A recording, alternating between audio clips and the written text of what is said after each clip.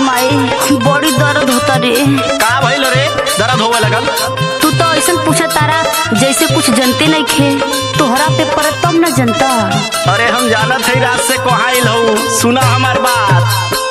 काहे तू रुसल बारू हमसे बताव, ऐसे न धनिया हो मुहवा फुलाव। तो का करूं? तोहरा के दिलवा से मानी हो, अच्छा तू ही तो हो मोर रानी हो। सेजिया पे बहुते सतैला ये सैया। अच्छा। सेजिया पे बहुते सतैला ये सैया। दर्द करे मुचिकल करी हैया, दर्द करे मुचिकल करी हैया, दर्द करे मुचिकल करी हैया।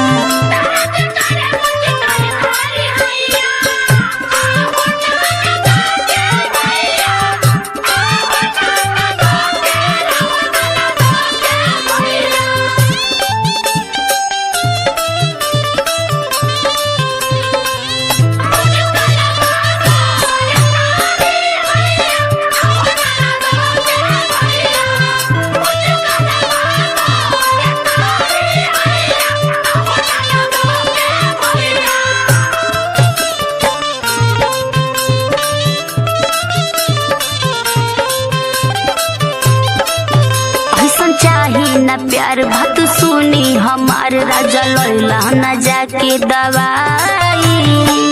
ये तो बहे पुरवैया दे होले लयंगड़ैया, लाज वाली बात कैसे बताई। ए हो बोला बोला। सुना हमार बात। जब करेलू सिंगार मन होखे ना संहार, हक तोहरा से रनिया जताई। अरे रहे दा तोहर नैना शराबी करे दिल के खराबी, छोड़ी दूरे न तोहरा से जाई। अरे होता रहा तू दूरे होनिया राना वही हो, रहा तू दूरे होनिया राना वही हो।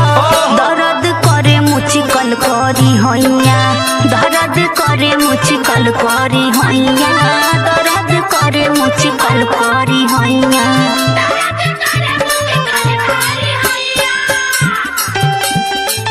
मारे भैया चपले रहो, एक के सेठी भाई विपिन विनायक भाई जियत रहो, यही तरह म्यूजिक बनावत रहो और सबके नचावत रहो, गवावत रहो। और साथे में हमारा धाकर भाई भी आयल बारे, विजय विमल भाई भी साथे में बारे। लो उठा के आओ।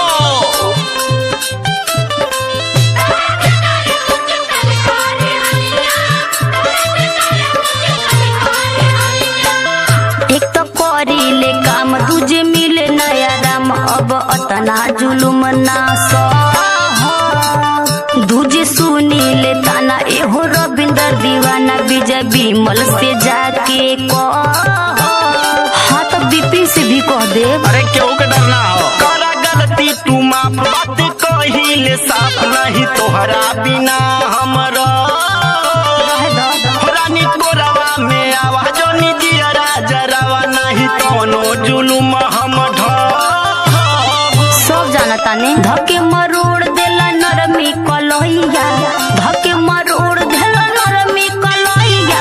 दर्द करे मुचिकल करी हैया, दर्द करे मुचिकल करी हैया, दर्द करे मुचिकल करी हैया।